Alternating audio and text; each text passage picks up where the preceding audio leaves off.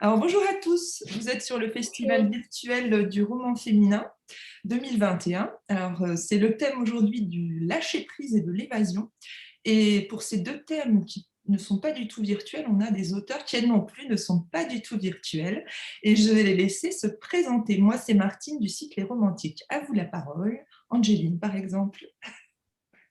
Alors, bonjour à tous, je m'appelle Angéline Michel, j'ai 29 ans, je vis en Bretagne, près du golfe du Morbihan. Et pour ma part, j'écris depuis 4 ans, alors exclusivement du feel good. Euh, et c'est vrai que voilà, l'optimisme et l'évasion sont très présents dans mes histoires. Qui prend la suite? Valérie. Alors, j'y vais. Donc, je suis Valérie Bell, je suis auteure de plusieurs romans d'amour qui vont du roman fantasy au roman érotique, en passant par le vaudeville. Et mes héroïnes ont tout en commun d'être des croyantes de l'amour et de se battre pour aimer librement. Voilà. Je passe la parole à Shana. Ouais, c'est cool. Alors bonjour, moi je m'appelle Shana Kirz, j'écris depuis 2015, je suis publiée depuis 2016 et auto-éditée depuis 2017. Voilà, j'ai fait un parcours un petit peu en sens inverse de certaines peut-être. Donc moi j'écris de la romance contemporaine, plutôt un peu érotique, voire des fois beaucoup érotique et surtout à suspense.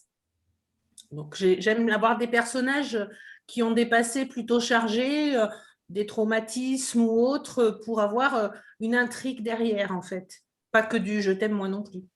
D'accord. Donc, si on résume le feel good à évasion et lâcher prise, est-ce que vous êtes d'accord avec cette définition? Feel good égale évasion et lâcher prise? Ou non, on n'est pas d'accord du tout? Qui veut se lancer dans la définition de ce genre?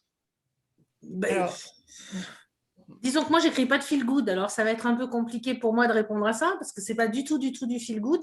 Donc, le lâcher prise, oui, en ce qui me concerne, mais plutôt par rapport au fait que j'espère, enfin, je tente que mon lectorat se retrouve en fait dans les histoires et oui, comment se mettre dans la peau des personnages et ressentent toutes leurs émotions. C'est un lâcher-prise complet par rapport à toutes les émotions qu'il peut y avoir. Mais comme ce n'est pas du tout du feel good, je ne suis pas la mieux placée pour pouvoir répondre exactement à la question.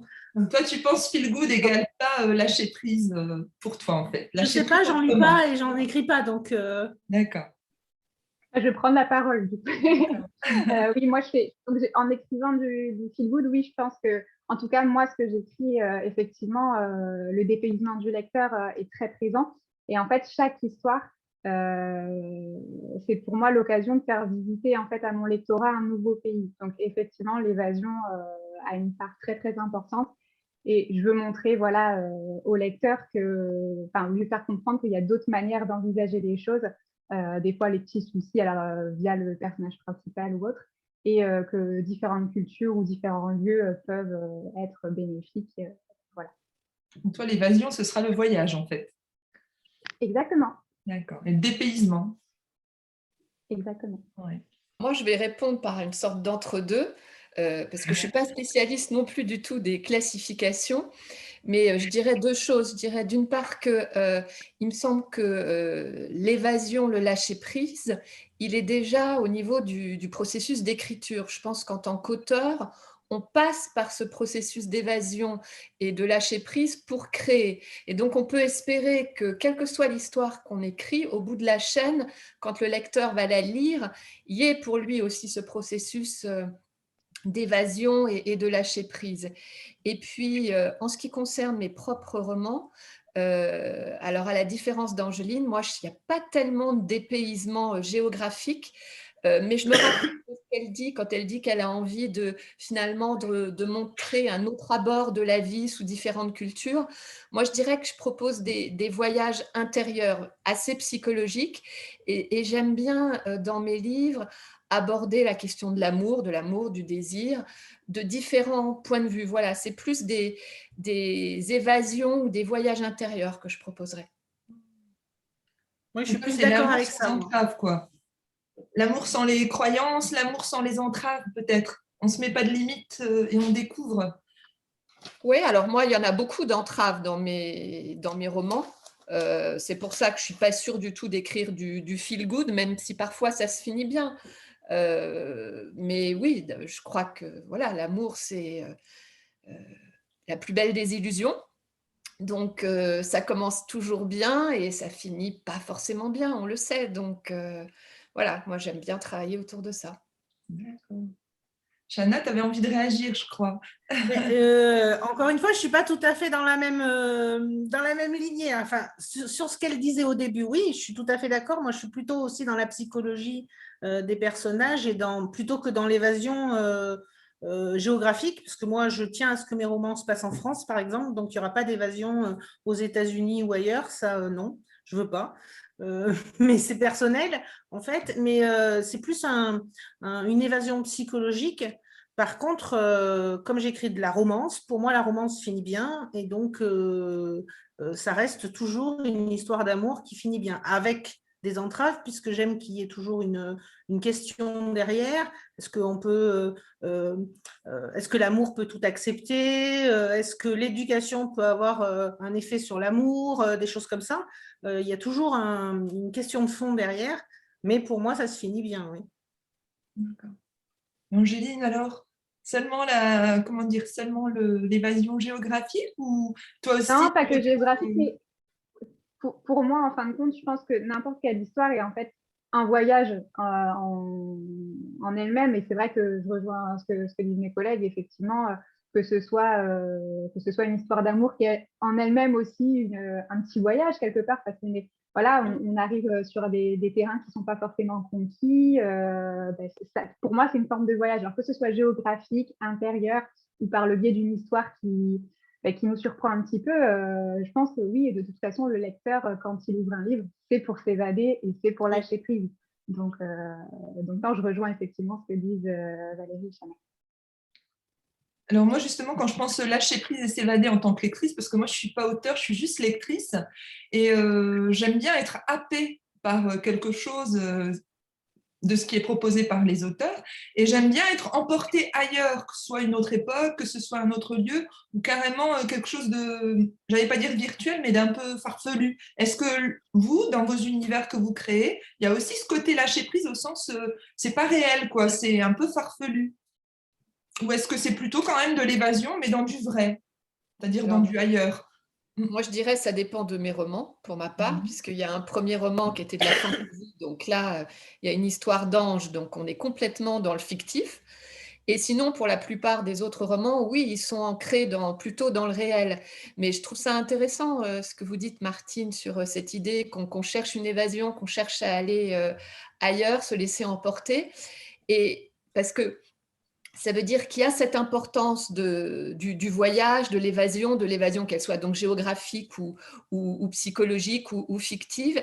Et en même temps, je crois que pour que cette évasion puisse avoir lieu, il faut toujours qu'il y ait des éléments un peu universels. Il ne faut pas non plus qu'il y ait trop d'originalité, parce que s'il y a trop d'originalité, je pense que le lecteur n'y croit pas ou n'y adhère pas. À moins d'avoir un talent d'auteur absolument exceptionnel. Mais voilà, je crois le bouquin qui arrive à emporter son lectorat, c'est celui qui est entre originalité et en même temps un certain ancrage dans la réalité. Pour arriver vers l'universel, pour arriver à ce que tout le monde puisse en même temps s'y reconnaître. Moi, pour ma part, ça va être aussi très ancré sur des choses réelles dans notre époque, etc. Par contre, je vais avoir cette petite pointe de courage en plus ou cette part de fantasme où le personnage principal va oser voilà, envoyer valider sa carrière, partir ou complètement changer de voie. Et c'est là-dedans, je pense, qui est vraiment le lâcher-prise et l'évasion pour le lecteur. Est-ce que c'est le lâcher prise au sens de s'en remettre au hasard? Parce que ça me fait penser à la bouteille jetée à la mer. Un petit peu et en même temps, c'est pas vraiment le hasard parce que souvent il y a une envie derrière, il y a quelque chose. C'est surtout de se faire confiance en fait. C'est d'y aller en disant je suis mes envies, je suis mes principes et j'y vais coûte que coûte, on verra bien ce que ça donne, mais je n'aurai pas de refus. C'est un lâcher-prise, mais en s'accrochant à ce qui nous fait vivre, quoi, en fait. Exactement. On ne laisse pas tout tomber. Voilà. Chana, moi, il me semblait que dans les bouquins que tu écrivais, c'était plutôt un lâcher-prise au sens… parfois aussi lâcher-prise avec la moralité, entre guillemets, des choses un peu… Oui, pour moi, c'est plus psychologique. Il y a plus un aspect psychologique, en fait, du lâcher-prise, même dans l'évasion. Enfin, comment dire, oui, c'est plus une remise en question personnelle des protagonistes, en fait, au vu de ce qui leur arrive, et se rendre compte qu'en fait, qu'ils peuvent se dépasser. C'est un dépassement de soi, quelquefois. Ça, oui. C'est là où il y a le lâcher-prise dans mes personnages par rapport à leur passé, par exemple, à des traumatismes ultérieurs, puisque c'est souvent par rapport à ça, mais c'est plutôt là où est le lâcher-prise, moi. Par contre, ça reste totalement ancré dans la réalité. Moi, je tiens absolument, justement, à ce que ce soit réel, que le lectorat puisse se retrouver, en fait, dans mes personnages comme quelque chose qui pourrait leur arriver, vraiment. D'accord. Et j'avais une autre idée, là, mais elle m'a filé. Mince. Allez-y, réagissez, je vais retrouver ma question. C'était à propos de vos personnages. Est-ce que c'est des personnages proches de vous? Parce que si vous choisissez d'évasion et tout ça, est-ce que c'est des personnages qui parlent à votre place ou est-ce que c'est vraiment des personnages complètement inventés? Je ne sais pas comment dire. Je pense qu'il y a toujours une partie un petit peu… Pardon, Chana. Allez, Angéline, vas-y, Angéline. Oui, je pense qu'il y a toujours une partie d'autofiction forcément dans certaines histoires parce qu'on met beaucoup de nous en écrivant. Après, ce qui est aussi assez drôle en tant qu'auteur, c'est de choisir des profils très, très différents. Et je sais que moi, mes premiers romans, effectivement, les personnages me ressemblaient beaucoup.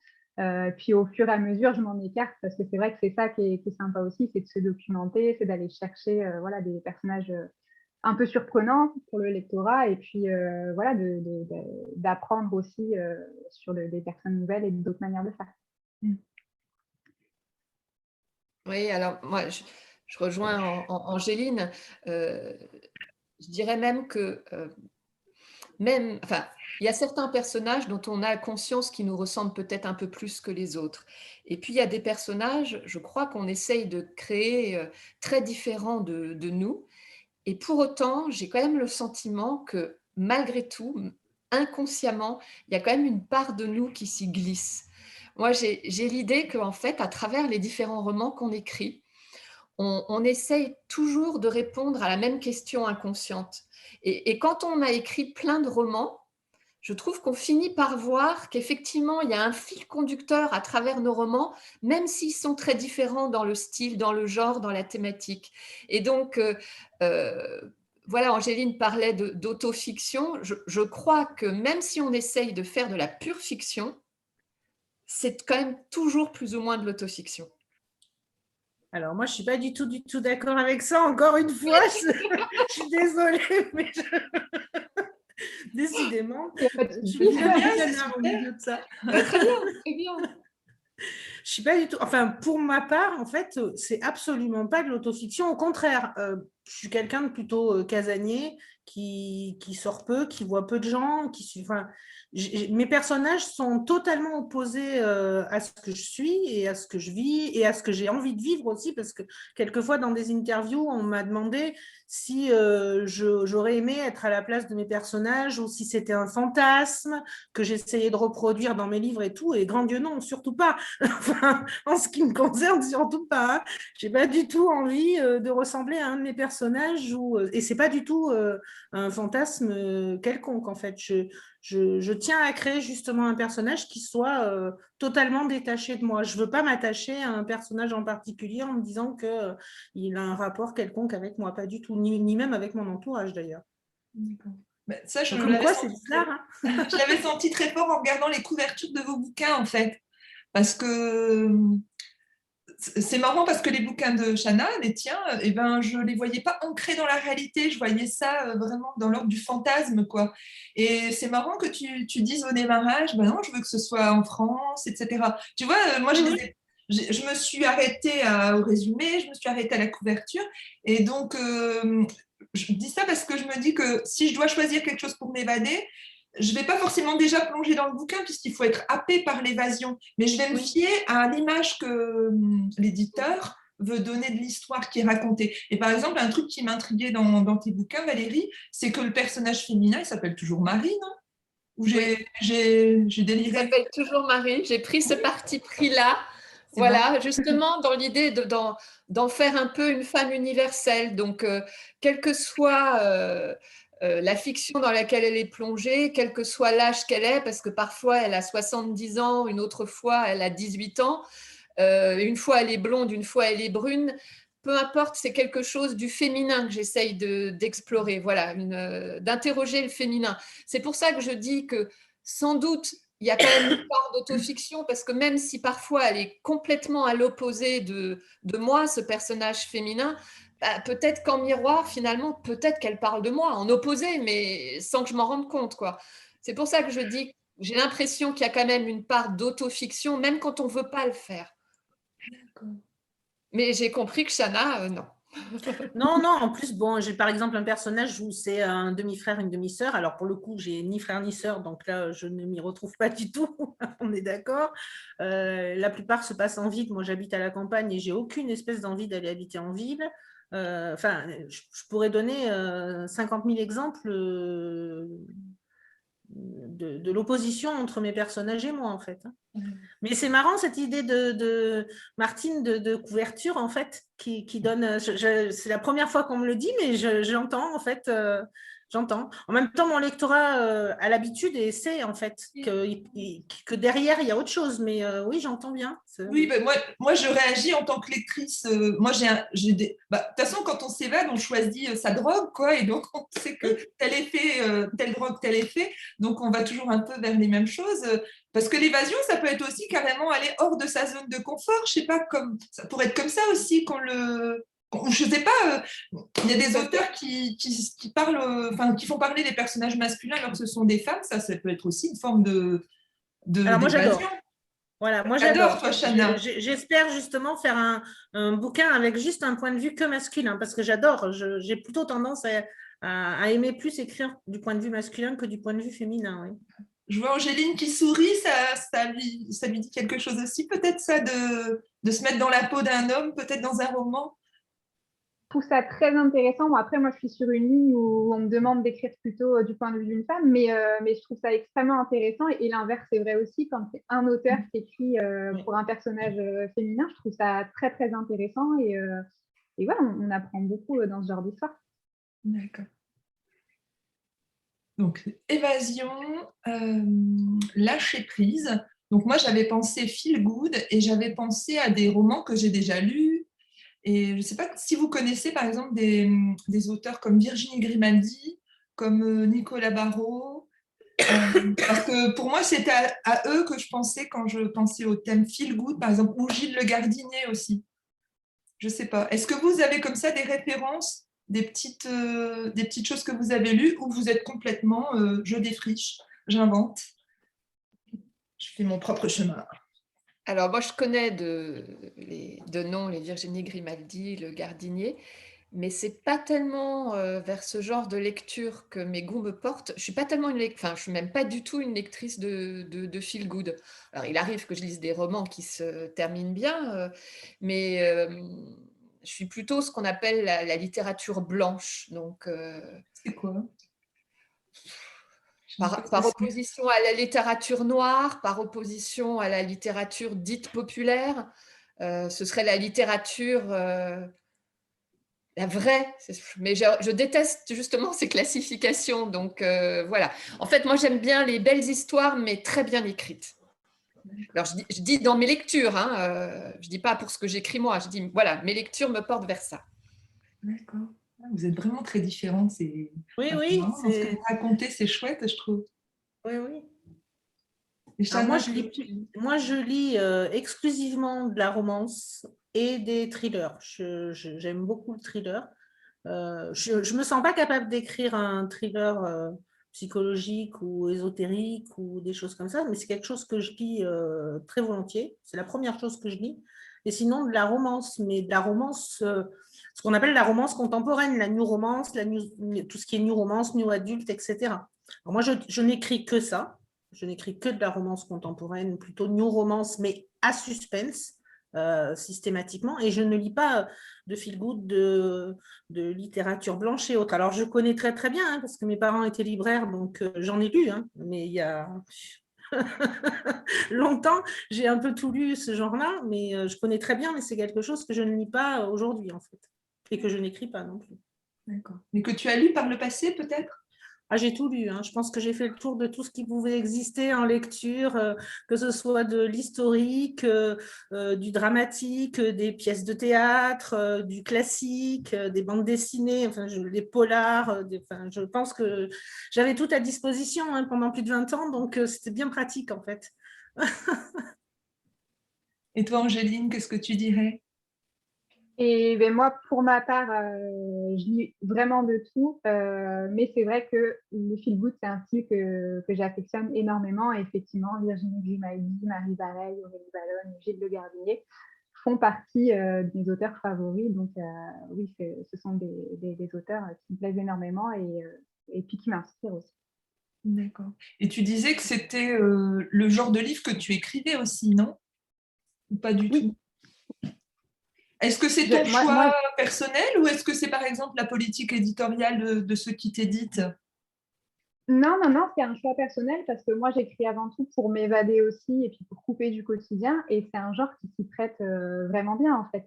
C'est très, enfin, voilà, c'est très positif, c'est plein d'optimisme, ça se finit bien. Donc, effectivement, pour couper, surtout en ce moment avec tout ce qui se passe, oui, c'est le genre idéal pour pouvoir déconnecter en tant qu'auteur aussi. D'accord, d'accord. Bah, moi, je sais que Gilles Le Gardinier, par exemple, on me l'avait conseillé quand j'ai perdu le mari de ma meilleure amie, en fait. Et j'ai une de mes amies qui m'a envoyé sur Facebook le lien et qui me l'a envoyé par la poste, mais sans me demander mon avis. Un peu comme une prescription de transmettre quelque chose qui ferait du bien. Alors, si vous étiez dans ce cas de figure-là, vous auriez, enfin, peut-être que vous n'avez pas envie de conseiller, mais quel bouquin a été important pour vous, même s'il n'a pas l'étiquette feel good, mais un truc qui vous a vraiment remonté, quoi? Remonter dans quel sens? Je sais pas. Feel good, ça veut dire qu'il fait du bien. On se ressent bien quand on le lit. Le machin qui redonne envie de sourire. Enfin, je sais pas comment dire. Moi, je me dis. Alors moi, j'en ai deux. Le premier, je pense que ce serait Nos souvenirs viendront danser de Virginie Grimaldi, qui est une histoire très touchante. Alors on rit et on pleure aussi, mais c'est pour des bonnes choses. Mais ce roman-là m'a particulièrement touchée. Et j'en ai un autre. C'est une autrice anglo-saxonne que j'affectionne beaucoup, c'est Jojo Moy. Et c'est Après toi. Et j'ai adoré ce roman. Alors, c'est pas forcément très joyeux sur tout le long de l'histoire, mais qui nous apprend énormément et qui nous permet de relativiser ce qui se passe aussi dans nos vies en disant il y a pire, il y a plus grave. Et en fait, voilà, on se prend peut-être la tête pour des petits broutilles et ça n'a pas lieu d'être. Donc, il y a bien une évolution psychologique comme ce que tu racontais, Valérie, en fait. Enfin, il y a une évolution psychologique des personnages. La vie, c'est comme ça. Et puis là, je trouve que ce dont tu parles, Angéline, ça rejoint un peu cette idée-là. OK, il y a des hauts, il y a des bas, mais on vit, quoi. Ouais. Ouais. C'est l'évasion, mais ça revient, on peut vivre, quoi. C'est ça qui est intéressant. C'est pas fuir, c'est vivre. Ouais. Ouais, c'est ça. Peut-être que, sans parler justement d'un roman en particulier, peut-être que les romans qui font du bien, même s'ils racontent une histoire triste ou qu'ils racontent une histoire joyeuse, c'est tous les livres qui finalement nous emmènent dans d'autres vies que la nôtre, nous permettent de voir d'autres vies, d'autres façons de penser, d'autres histoires que la nôtre. Et du coup, on revient dans sa propre vie enrichi de ça.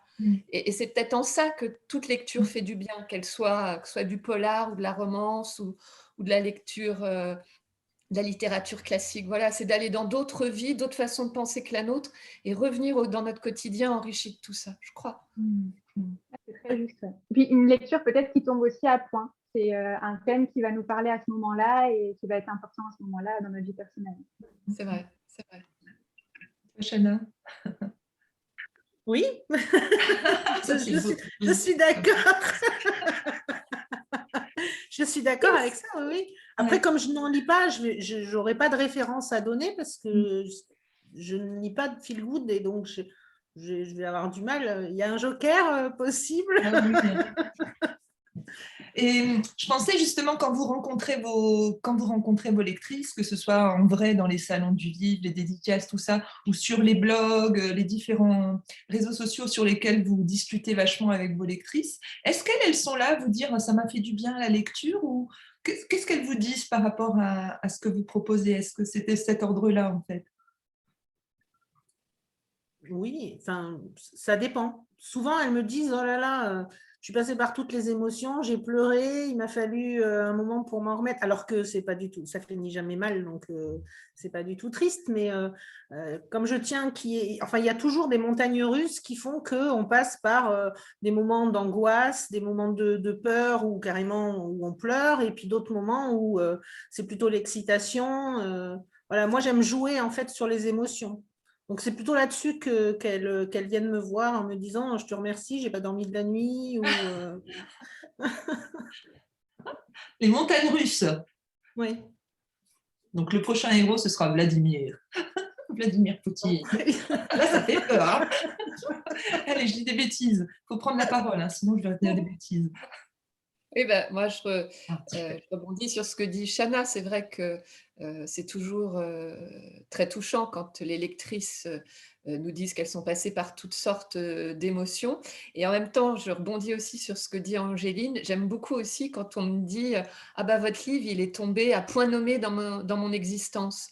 Et c'est vrai que parfois, nous-mêmes, en tant que lectrices, on a l'impression que certains livres, certains titres nous appellent. Hein, et c'est vrai que leur lecture tombe à point nommé dans notre existence pour nous faire réfléchir, pour voir les choses autrement. Et quand une lectrice dit ça, je trouve ça très, très gratifiant. Et puis, ça donne du sens peut-être aussi à ce métier-là. C'est vrai que c'est très, très flatteur pour nous d'avoir quelqu'un qui nous dit « c'est tombé à point nommé, j'allais mal, ce livre, il m'a fait du bien ou il m'a permis de déconnecter un petit peu ». Et c'est vrai que quand on reçoit des emails ou des messages comme ça, c'est super gratifiant pour nous. Alors, si vous deviez conseiller un de vos bouquins pour qu'on découvre votre univers, là, je parle, essayez de me convaincre moi, quoi. Faites-moi une prescription, s'il vous plaît.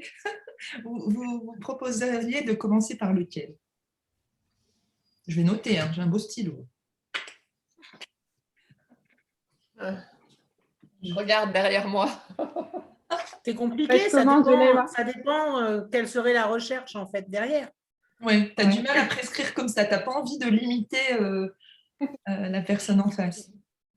Ben, comme j'écris toujours de la romance contemporaine, mais plus ou moins érotique, en fait, ça va dépendre si la lectrice derrière, elle est ouverte à quelque chose d'assez hot ou si au contraire, elle préfère rester avec quelque chose de plus léger, déjà. Parce que, la relation demi-frère, demi-sœur, si tu veux, je ne pense pas que je vais la proposer à tout le monde. Voilà, ça va dépendre. Ouais. Bon, voilà. Oui, ben moi, je pense que c'est pareil. Si quelqu'un a envie de rire, je lui dirais d'aller plutôt vers mon vaudeville, Branle-bas sous le sapin, vaudeville que j'ai coécrit avec Anthony Altman. Si la personne a envie vraiment d'une histoire d'amour où il y a des entraves, mais qui se finit plutôt bien, je lui dirais d'aller vers celui que j'ai là. Nous danserons encore sous la pluie. Avec l'amnésique. Comment? Pas celui avec l'amnésique? Si, c'est ça. C'est l'histoire d'une... C'est celui-là que je vais lire, à mon avis, parce que... Voilà. Un couple de trentenaires, tout va bien, ils vont se marier, et puis, voilà, le hasard... lui, il s'appelle Damien, il a un accident, il devient amnésique et il ne se souvient plus de rien, dont Marie, il ne se souvient plus qui elle est. Donc le bouquin raconte le combat de cette jeune femme pour essayer de sauver son amour. Voilà. Et puis voilà, dernière chose, si quelqu'un a envie d'érotique, je lui dirais de lire Vos mots sur ma peau, qui est mon dernier roman, qui est un roman érotique.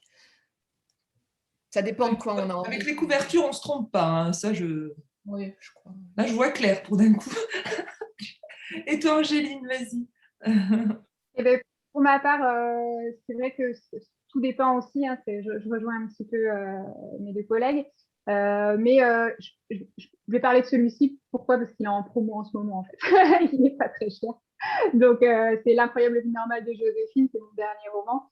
Et voilà, on suit l'histoire d'une petite fille de 10 ans qui est précoce, qui est très drôle, qui rêve de décrocher un prix Nobel et qui va se rapprocher en fait d'un vétérinaire au passé un petit peu sombre.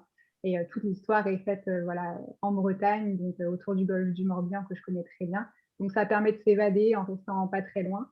Et voilà, il y a beaucoup de thèmes abordés comme l'écologie ou voilà, une histoire d'amour aussi, parce que c'est ça le feel good. Donc voilà, pour déconnecter, je pense que c'est le mieux. D'accord.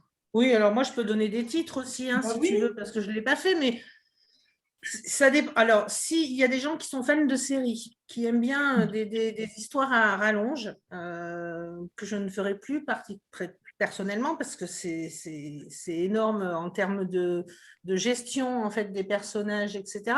Mais si on aime quelque chose qui va sur le plus long, où il y a des intrigues qui se suivent avec beaucoup de personnages, etc. Donc, moi, je conseillerais plutôt celui-là, Live to Love, parce que là, il y a 4 tomes avec 2 saisons et 52 personnages. Donc, mais c'est plus de la romance érotique romantique, en fait. C'est beaucoup plus long à démarrer. Il n'y a pas des scènes de sexe à toutes les pages, hein, du tout, parce que les personnages ne peuvent pas, enfin, ça ne peut pas se passer autrement, sinon ça n'est pas réaliste. J'en reviens toujours au même. Après, si au contraire, on veut quelque chose de très, très rythmé, ça serait plutôt celui-là. Donc, c'est le fameux livre sur les demi-frères, demi-sœurs, mais ça, c'est pas donné à tout le monde parce qu'il y a des gens qui ne veulent pas lire ce genre de choses, hein. Même s'il y a une intrigue derrière, hein, ça ne reste pas du je t'aime moi non plus, et sous prétexte qu'ils sont demi-frères et demi-sœurs, ils vont se sauter dessus non plus, hein. Faut pas abuser, hein. Ou alors après, si on veut quelque chose avec plus de suspense, c'était le dernier. Voilà. Celui-là, c'est plus, il y a un peu d'érotique, mais c'est surtout beaucoup de suspense. J'en ai écrit d'autres, hein, mais dans des genres différents, en fait. Ouais, c'est riche, hein, c'est chouette. Voilà. Eh ben, je ne sais plus. Moi, j'ai plus d'autres questions vraiment, parce que j'allais vous demander ce que vous avez des séries qui vous ont inspiré, tout ça, mais je trouve que vous avez déjà répondu à ces questions, parce que vous suivez votre inspiration, en fait, à ce niveau-là. Donc, il n'y a pas un truc de la vraie vie qui vous a fait démarrer un scénario de livre, en fait. Si, super. Souvent, on est quand même, si, il y a des choses qui nous interpellent, des choses qui nous prennent au trip. Je sais que moi, j'ai toujours un leitmotiv dans mes romans. J'ai toujours un thème d'actualité. Par exemple, là, pour L'incroyable vie normale de Joséphine, c'est l'écologie et l'émergence de l'écologie un peu auprès du plus grand nombre. Et c'est vrai que des fois, oui, dans des reportages ou des choses, il y a des choses qui germent, il y a des choses qui nous prennent au trip, qui germent, et puis ça nous donne envie d'écrire.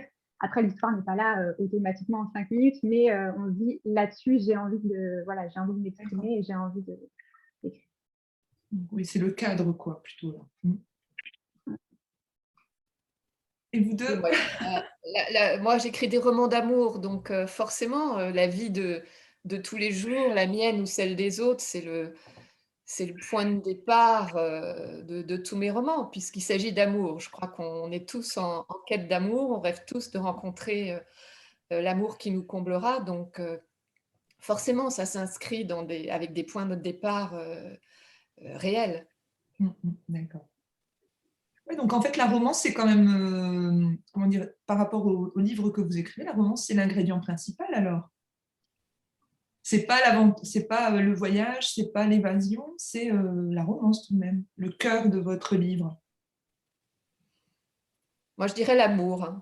La romance, c'est très codifié, la romance. C'est encore, c'est vraiment, me semble-t-il, un style très, très codifié avec une structure assez codifiée. Et j'ai l'impression que j'y rentre pas tout le temps. Voilà. Je te rassure, j'y rentre pas du tout, j'aime pas les codes. Donc... J'en étais sûre. D'ailleurs, on me le dit souvent que je rentre pas dans les codes et pourtant j'écris de la romance. Donc tu écris de la romance parce que ça finit bien, mais tu écris la romance à ta sauce où tu n'es pas dans les codes. Oui, parce que souvent la vraie romance, enfin dans ce que je lis et dans ce que je vois, souvent la vraie romance, c'est une rencontre entre, souvent improbable entre deux protagonistes, et c'est l'histoire d'amour est le sujet en fait principal de l'histoire. Alors que moi, je tiens absolument à ce qu'il y ait une intrigue, un fil conducteur derrière qui n'ait absolument rien à voir avec cette histoire d'amour en fait. Effectivement, l'histoire d'amour, elle est là, bien sûr, mais je veux qu'il y ait quelque chose de plus profond que ça, en fait. D'accord, oui. Donc, je écrire rejoins un Chana, livre moi, en un mois, c'est pas possible, en fait. Ouais, c'est pareil pour moi. C'est vrai que moi, j'ai une touche de romance simplement dans mes histoires parce que voilà, c'est toujours intéressant, comme l'a dit Valérie, c'est quelque chose qui est assez universel et dans lequel beaucoup de monde tout le monde peut se retrouver. Maintenant, le thème sous-jacent et l'histoire sous-jacente, pour moi, est plus importante, entre guillemets, enfin, très importante en tout cas, par rapport à l'histoire d'amour. Ben voilà, je crois qu'on est arrivé au bout de notre conversation. Parce que, je sais pas, est-ce que vous auriez envie de poser une question à l'une ou l'autre du fait de... Est-ce que vous connaissiez avant? Vous étiez déjà rencontrées toutes les trois? Pas rencontré. Je connaissais de nom, mais pas rencontré. D'accord. T'étais pas à Marseille, Valérie, non? T'avais pas été à Marseille? Non, Ah non, non. je croyais. Non, j'étais plusieurs fois au Salon du Livre, mais pas à Marseille, non. Enfin, au Salon du Livre Paris, quoi. Mais des fois, on se voit sur Internet, enfin, on se parle ou on répond à des commentaires, etc. Mais C'est ça, sur les réseaux, quoi. oui, voilà. Mais après, voir les gens, d'abord en vrai, on ne va pas à tous les salons. Et puis quand on va à Paris, par exemple, c'est super compliqué quand même de voir les collègues. Hein. Voilà.